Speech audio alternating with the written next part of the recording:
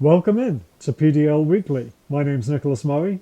Pleased to be joined by Ryan Brooks, the Senior Director of the PDL. And Ryan, we've reached the final weekend of the season, and we've got a few division winners to congratulate because there were some great performances last week, starting off with FC London, the defending PDL champion, but now the Great Lakes Division champion as they enter the playoffs for I believe, a sixth consecutive season. They've reached the playoffs each of their seasons in the league.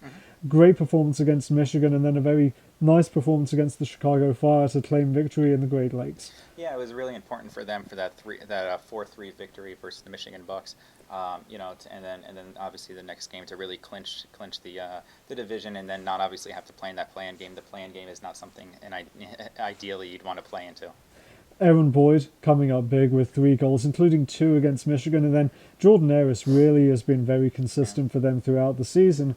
Another team that's had really great consistency this year is Austin. And Chris Turpak, again, got on a roll, led the team past Oklahoma City. They're the Mid-South Division champions, and they're going to be hosting the Southern Conference Championships. Very exciting for the Aztecs and for the fans down there in Eberle's Army. Yeah, absolutely. We were talking about, obviously they have a great fan base. The results have really gone their way. They've been, from really day one, that they've been one of the top teams in the whole PDL. We've been really excited about that, and to name them the Southern Conference champions or championship, then we're really excited for that. Now, a team that's also been very consistent and won its 3rd straight division title this season is the Carolina Dynamo. 2 very nice shutout wins over the past week, and now we know who are going to be hosting the 2 play-in games in at least two of the 3 play-in games in the Eastern Conference next week, with Carolina and the Ottawa Fury sweeping all before them in the Northeast Division. These 2 teams could be on a collision course right now as far as maybe they meet in the Eastern Conference Championship game. Yeah. You have Carolina, which claims the top spot, so they're hosting the play-in, which is going to be really important. You definitely want to be the host for the play-in game if you're going to be in one. And Ottawa obviously has theirs. We're not sure their opponents yet.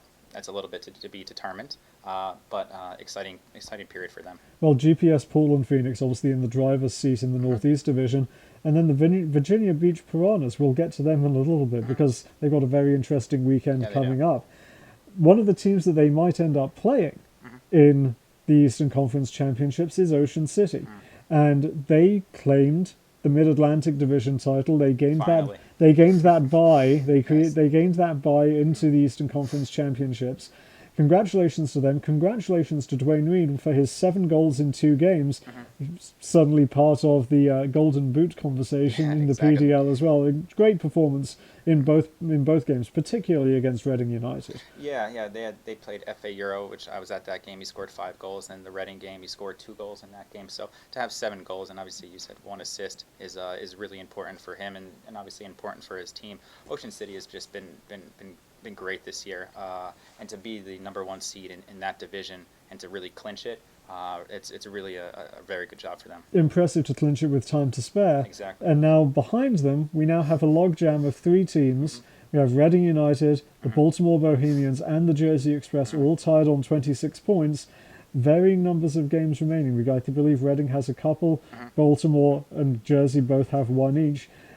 Who do you see coming out of these 3 for the final 2 places in the places in that play-in game? Well, I'm not going to answer that question because I get myself in trouble. But obviously going to be very competitive to that point.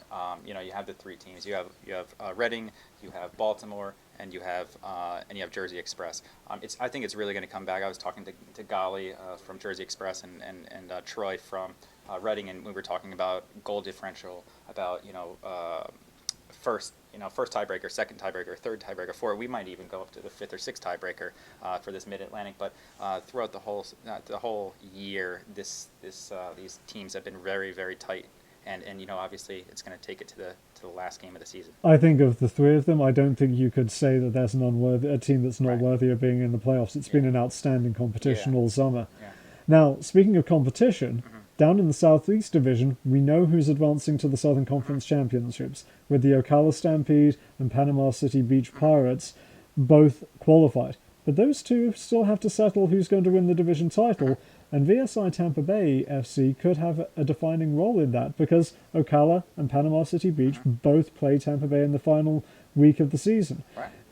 Ocala, they play Tampa Bay tonight, Thursday night. Panama City Beach, Sunday night, final game of the season. It's up in the air. Ocala's in the driver's seat, Right. but the Pirates certainly could grab it away from them at the death. Yeah, they could VSI could be paying spoiler a little bit at this point, which is exciting for them to be playing for something at the end of the season. Is important, and the game, the division could be wrapped up today, or it could be wrapped up on what was it, Saturday or Sunday? Did you say Sunday night? Sunday night. Yeah, we can all wait until Final Sunday. day of the regular season. Exactly, which would be a little bit fitting, Now, a team that could also wrap things up on Sunday night, but probably wouldn't like to let it go that far, Right. are the Virginia Beach Piranhas. We mentioned them earlier. They've been on an outstanding run of form to move into second place in the South Atlantic Division. Very nice victory against the Dynamo Yeah. earlier this week, and now they just need one win from their final two games. There's one team that can catch them, and that's the Northern Virginia Royals. If Virginia Beach slips up against Southern West Virginia in their penultimate game, then suddenly they could have a showdown for a playoff for the play-in game against the Royals on Sunday night. As a neutral, I'd love to see that happen because I'd love to see which team steps forward, which team steps up to claim that final playoff place. Right, and Virginia Beach did a great job by obviously beating Carolina. A lot more to play for Virginia Beach, but they took care of business on the field, and that's what they needed to do. They needed to get the 3 points, and they got the 3 points. So now what's up is they have the next game. Obviously, what you talked about.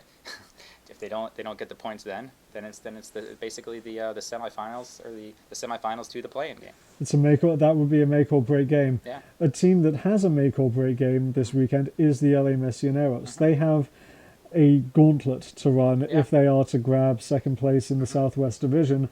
First of all, facing the Ventura County Fusion, and then facing the Fresno Fuego. Now, the Fuego have already clinched. They'd probably like to stay undefeated, though, I'm guessing. But this game against the Ventura County Fusion is the key one for the Misioneros. They must win it in order to give themselves a chance to advance with a win against the Fuego. Yeah, this is one of the biggest games for as far as the whole PDL goes. You have the Missioneros and you have Ventura. The Missioneros really we're kind of sleeping on them a little bit, and all of a sudden they just kind of crept up and kind of stayed around. So they have that opportunity. They have the opportunity, which is nice. It's in their hands. They win and then they win, and they would be in. So tough task, obviously, but it's in their own destiny. Freddie Avalanada and the crew out there in LA have really done a nice job. That team's really built itself up over the last couple of seasons, and it's good to see them in contention for a place in playoffs. It's going to be tough to make it, but maybe there's a little more magic for that team in this final weekend. Yeah, I hope so. I mean, they're a great organization. I enjoy dealing with them, and it would be nice to see the final game, and obviously Fresno versus LA would be a tough matchup, and that's what we'll see.